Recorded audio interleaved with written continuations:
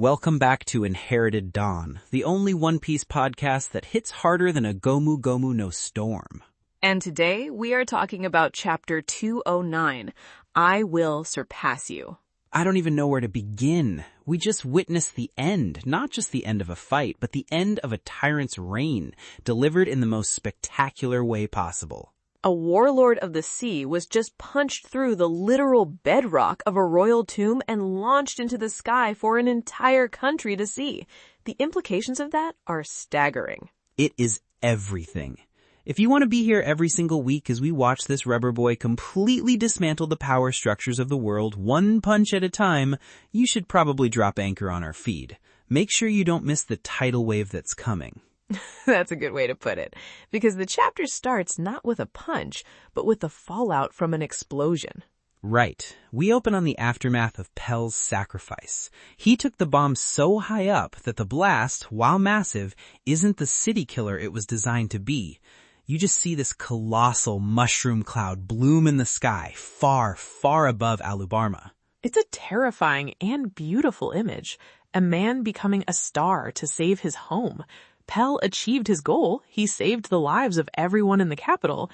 In any other story, that would be the turning point, the miracle that shocks everyone back to their senses. You see the shockwave. It's not a destructive force on the ground, but it's powerful enough to knock people over.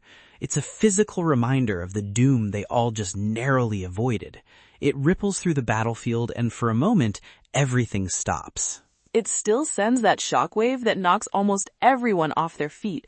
Usopp, Tashigi, soldiers on both sides. The sheer force is felt across Alabasta. Everyone looks up, seeing this impossible explosion where there should be only sky. But from the top of the palace, Vivi and the crew, they see it. They're the only ones who know what just happened. They saw Pell, a man they know, the guardian deity of this kingdom, transform and fly into the heavens with that thing. They witness the sacrifice, and for a moment, there's just this stunned silence as the dust settles. You think, okay, this has to be the thing that stops it, the divine intervention, the miracle that Vivi has been praying for. A man just gave his life to save all of you. He was the guardian of this country, a legend. Surely you all saw that giant explosion in the sky and will now lay down your arms and ask, wait, what just happened? What did we almost do? But they don't.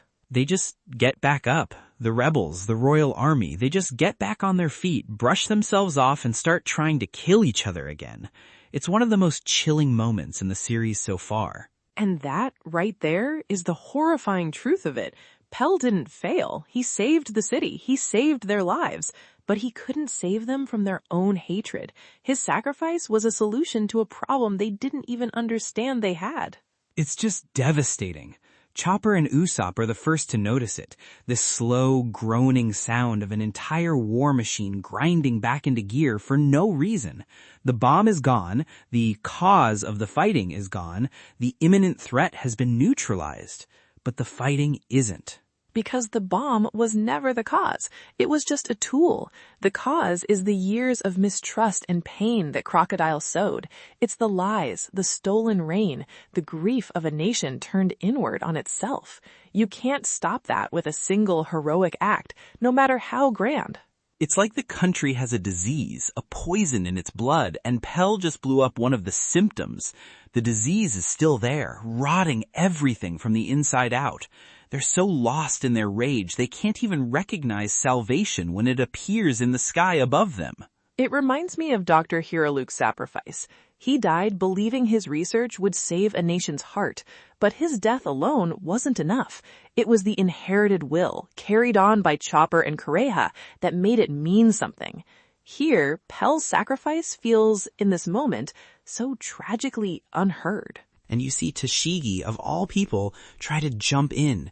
She draws her sword and tries to physically get between them, screaming for them to stop. A Marine has to pull her back, telling her it's too dangerous. Even she, a believer in absolute justice, can see that this is just senseless slaughter now. Even the Marines are overwhelmed. This is a force of nature. It's a fire that's run out of fuel but is still burning on sheer momentum. It has a life of its own, independent of reason. And high above it all, Vivi just starts screaming, just yelling at the top of her lungs, "Stop fighting! Please stop!" Over and over and over.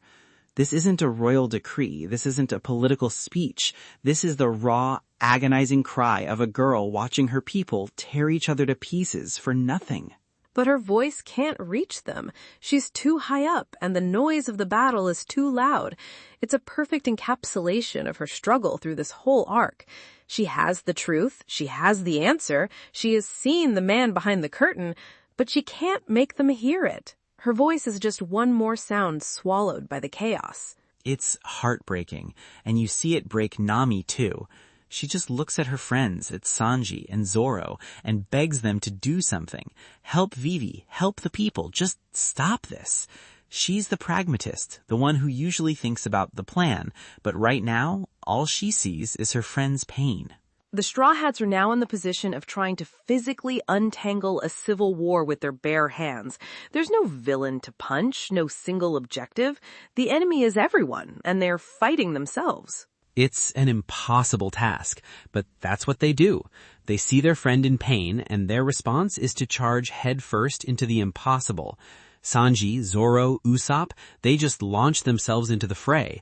But while they're doing that, the real solution is happening far beneath the city. Deep inside the Tomb of the Kings, the battle between Luffy and Crocodile continues. And Luffy is just relentless.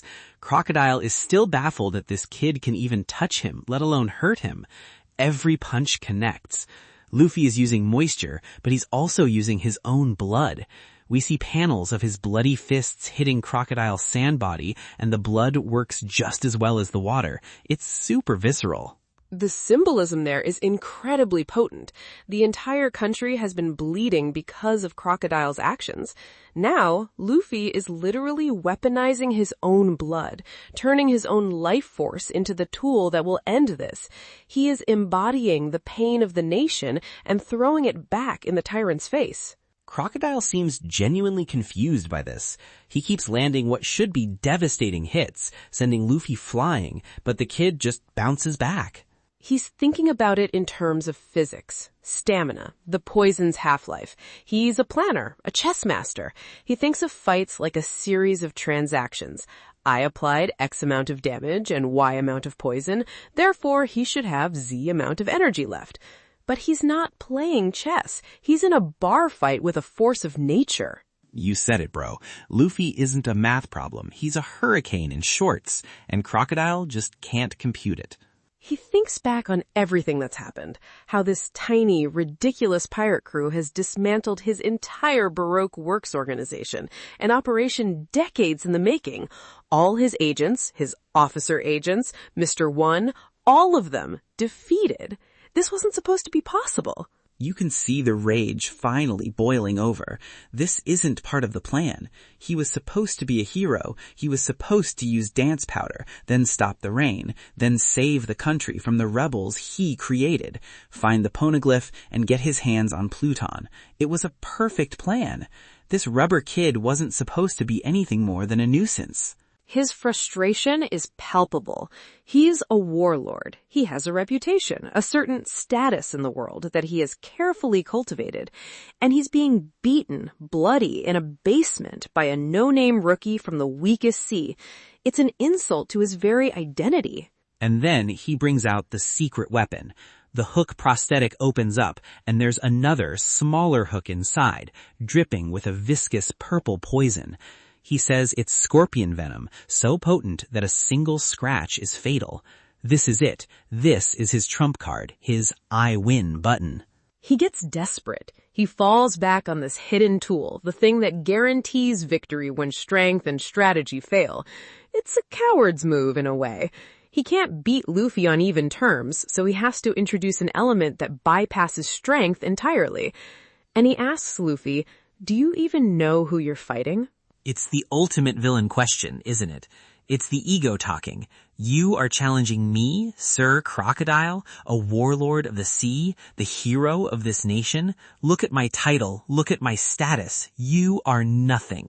He needs Luffy to understand the hierarchy he's disrupting. He needs him to be afraid. His entire power base is built on his reputation. He needs that reputation to have weight, even here in this dark tomb. And Luffy's answer is just perfect. Absolutely perfect. He just looks at him, bloodied and poisoned, and says he doesn't care who he is. I will surpass you. It's not I will defeat you. It's I will surpass you. That's such an important distinction, and it's the core of the entire chapter. It is. Defeat is about this single moment, this fight. Surpass is about the entire journey. He's telling Crocodile, you are a stepping stone. You are a gatekeeper on my path to becoming king of the pirates, and I am walking right through you. Your identity, your status, your name, it's all irrelevant to my dream. It completely reframes the power dynamic. Crocodile thinks his title is his strength. He believes he is powerful because he is a warlord. Luffy is saying that titles mean nothing. The only thing that matters is who has the stronger will to achieve their goal. Crocodile's goal is a weapon. Luffy's goal is to be the freest man on the sea. There's no contest.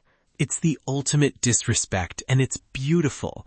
He's basically telling Crocodile, you're just a side quest boss, man, and I'm here to get the EXP and move on. It also echoes what Dracula Mihawk said to Zoro back in the East Blue, that the world is vast and the goal isn't just to win, but to surpass those who stand at the top.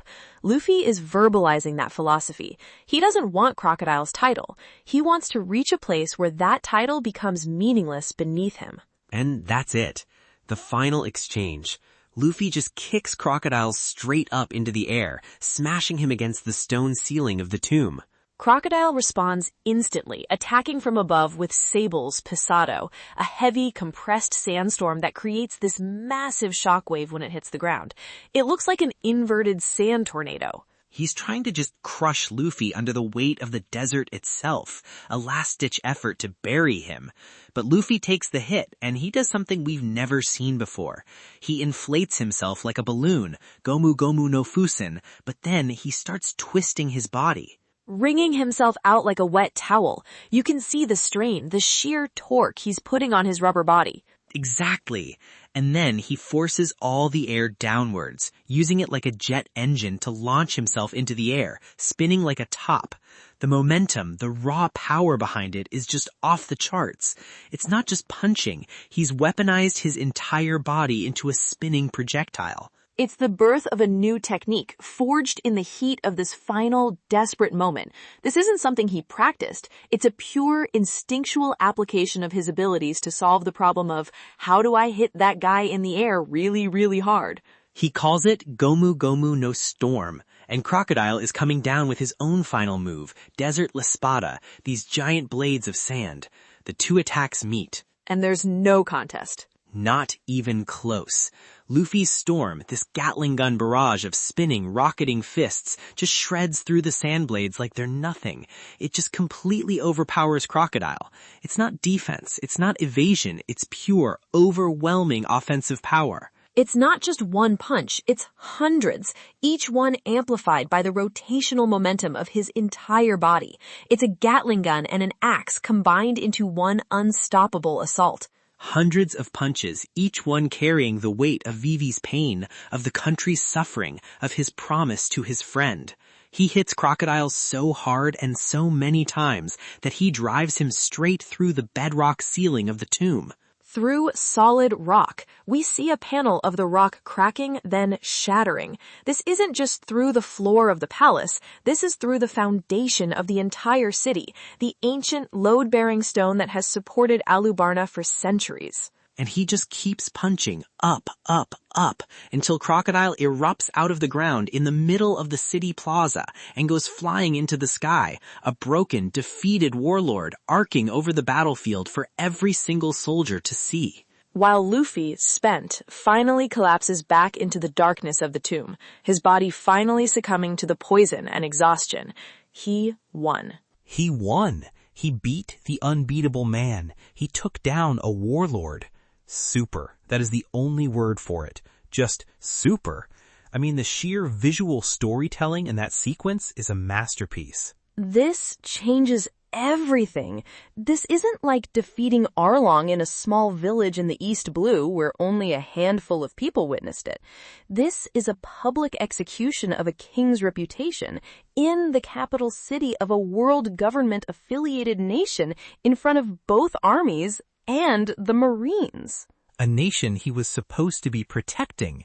The hero of the people is revealed as the villain in the most undeniable way possible. You can't spin this. The entire country just saw their savior get launched into the stratosphere by a kid in a straw hat. What does this mean for the balance of power? The 7 warlords are supposed to be one of the 3 great powers that keep the world stable, alongside the Navy and the 4 emperors. One of them was just unequivocally crushed by a rookie pirate who, just a few months ago, had a bounty of 30 million. The world is about to get a very, very loud wake-up call, and his name is Monkey D. Luffy. Bro, this changes the game on a global scale. This isn't a local incident anymore. This is a world event. It has to be. The world government cannot ignore this. Smoker is there. Tashigi is there. They are official witnesses. They will have to report this. The carefully constructed image of the warlords as a stabilizing force has just been shattered. Yeah, but what do they report? Hi, Fleet Admiral. Yeah, so the pirate we were chasing just saved an entire country by punching a fellow warlord through several feet of bedrock. Also, that warlord was secretly a terrorist leader trying to overthrow the government you asked him to protect. How's your Tuesday? It's a complete mess for them, a political catastrophe, and it's a monumental victory for Luffy. He didn't just win a fight, he toppled a corrupt system and exposed the lie at its heart. He did what the world government and the Marines couldn't, or wouldn't, do. And he did it while poisoned and half dead. That's the part that gets me. Crocodile was right. By all medical and logical standards, Luffy should have been dead minutes ago. That scorpion venom should have stopped his heart. It speaks to a power in this world that isn't devil fruits, or, as far as we know, hockey, something we don't have a name for yet.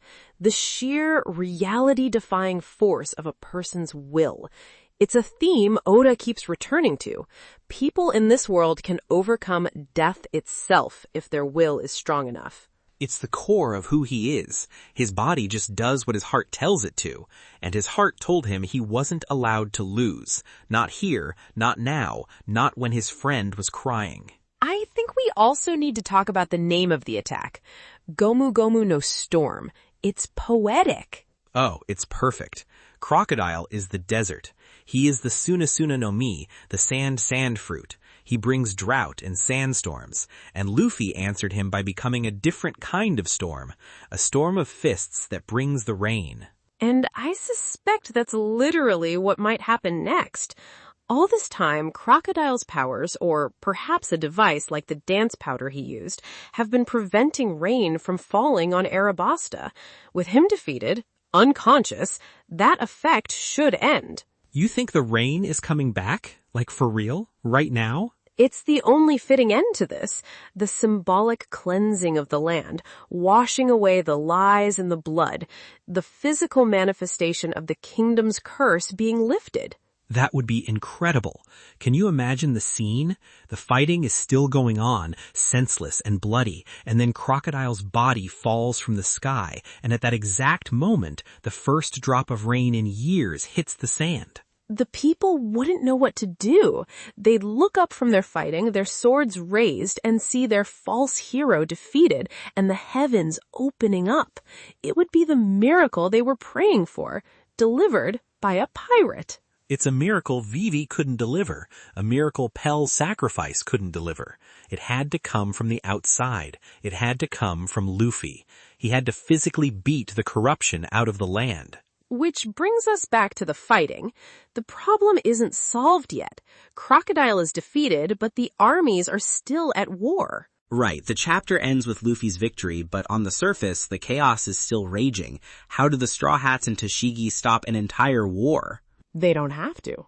Luffy just gave them the tool to do it. The proof. Before, it was Vivi's word against Crocodile's, the word of a traitorous princess against the word of a national hero. Now it's Vivi's word plus the unconscious body of Sir Crocodile lying in a crater in the middle of the plaza. That's some pretty compelling evidence. It's the moment the spell breaks, the moment the collective delusion that has gripped Alabasta is shattered by a physical truth so undeniable it can't be ignored. It's got to be. There's no coming back from this for Crocodile. Even if he gets up, which he won't, his reputation is gone. His power over these people is gone. Luffy didn't just knock him out, he knocked out his entire ideology. And that's what he truly valued. Not just strength, but control. The perception of strength. The fear and respect his status afforded him. Luffy destroyed him on every level that matters. I'm just thinking about the crew's reaction when they realize what Luffy just did. They're up there desperately trying to hold people back, and then they're gonna see this. Zoro's gonna have the biggest grin on his face. He'll be furious he missed it, but proud. They all will be. This is what they signed up for, following a man who does the impossible. Speaking of the impossible, can we talk about Oda's author comment for a second? Oh yes, the coffee and miso soup. He says, I'm going to try to add some miso soup to coffee. The perfect bitterness of coffee blended with the scent of miso. Cough. What is happening over there? Is he okay? Is this a secret message? I find it morbidly fascinating. On one hand, it sounds absolutely vile. On the other, I can almost understand the flavor theory he's chasing. The savory, umami saltiness of miso, attempting to balance the bitterness of black coffee. A sort of proto-bulletproof coffee, perhaps. You are the only person on Earth who would try to rationalize that. It sounds like a punishment. After delivering one of the most hype chapters in the series, a chapter that will be remembered forever, he's celebrating with that? Bro needs a vacation, or at least a normal snack. Perhaps it's a metaphor for the chapter itself. The bitterness of the war, blended with the salty tears of a kingdom, resulting in something that makes you choke with emotion. Or maybe the man's just been working too hard and is losing his mind. Bro, I'm worried about him. That's a cry for help. Please send instant noodles. The coffee miso isn't working. It's certainly a combination of flavors I won't be exploring, but it is a funny little glimpse behind the curtain after such an intense climactic chapter. A reminder of the delightfully strange mind that creates this world for us. It really is. It pulls you right out of the epic battle and reminds you there's a guy with a pen and a weird appetite making all this happen. It's a nice little palate cleanser before we start thinking about what comes next. And there is so much to think about. This isn't just the end of an arc. It feels like the end of the first major saga of their Grand Line journey. Little Garden, Drum Island, and now Alabasta. They've made it. They've taken down a warlord. They have proven they belong here. They're not just lucky rookies anymore. They are a legitimate and terrifying force to be reckoned with on the world stage. What a way to prove it. I'm going to be thinking about that punch for weeks. The sheer visual of it, flying through bedrock. Unbelievable. It sets a new standard for what a final blow in this series can look like. It's not just a knockout. It's a statement. A statement written across the sky for the entire world to read. Let's hope someone was reading it. I think they're about to. I think the world just got a telegraph from the Straw Hat Pirates, and it just says, we're here. And you can't stop us. Exactly. Okay, before we get into what happens in the next chapter, if this conversation made you feel even an ounce of the hype we're feeling right now, let us know in the comments. What was your favorite moment from Luffy's beatdown of Crocodile? We want to hear it. I'm genuinely curious to see what details stood out most to everyone. For me, it was his line about surpassing him, the sheer audacity and correctness of it. Classic you. For me, it was the jet-propelled spinning launch. The physics of it were just beautiful, an invention of pure, desperate genius. Okay, predictions for chapter 210. What do you have for me, Robin? Prediction 1. The chapter opens with a close-up on a single drop of rain hitting the sand. The rain begins to fall across Alabasta for the first time in years, and as it does, the soldiers on both sides slowly lower their weapons in confusion and exhaustion. Ooh, I love that. That's the catharsis the country needs. Okay, I'll build on that. My first prediction is that Kosa will be one of the first to see Crocodile's defeated body. He'll finally truly understand the deception, and he will be the one to give the official order for the rebel army to stand down. That would be a fitting conclusion to his arc. My second prediction. We will get a scene with Smoker and Tashigi. Tashigi will be conflicted, but Smoker will make a decision. He will not arrest the Straw Hats. He'll let them go, claiming he couldn't find them or something similar, because he knows they did the right thing here. A moment of begrudging respect. That would be huge for his character. I can see it. He plays by his own justice. Okay, my second prediction, we cut away from Alabasta entirely for the last few pages. We go to Marine headquarters, or maybe even the Holy Land, where a Denden Mushi is ringing. Someone picks it up, and the report of Crocodile's defeat comes in, setting up the massive political fallout that's about to hit the world. A global reaction. I like that. It would immediately establish the scale of this victory. Okay, for my final prediction, we'll see the other Straw Hats find Luffy in the tomb. He'll be unconscious, barely alive from the poison in the fight. Chopper will go into full doctor mode panic, and the immediate next goal won't be celebrating, but a desperate race to find an antidote and save their captain's life. Man, that's a good one. The fight is over, but the danger isn't. My last one is simpler. We will see Vivi from the top of the palace finally see Luffy's straw hat lying on the ground in the tomb where he fell. It will be a quiet moment just for her, realizing he kept his promise and defeated Crocodile, and that will be the moment she finally breaks down and cries, not in sorrow, but in relief. The emotional climax to mirror the physical one we just witnessed. All very strong possibilities. We'll see who's right next week. This was an all-timer. It truly was a turning point for the entire series.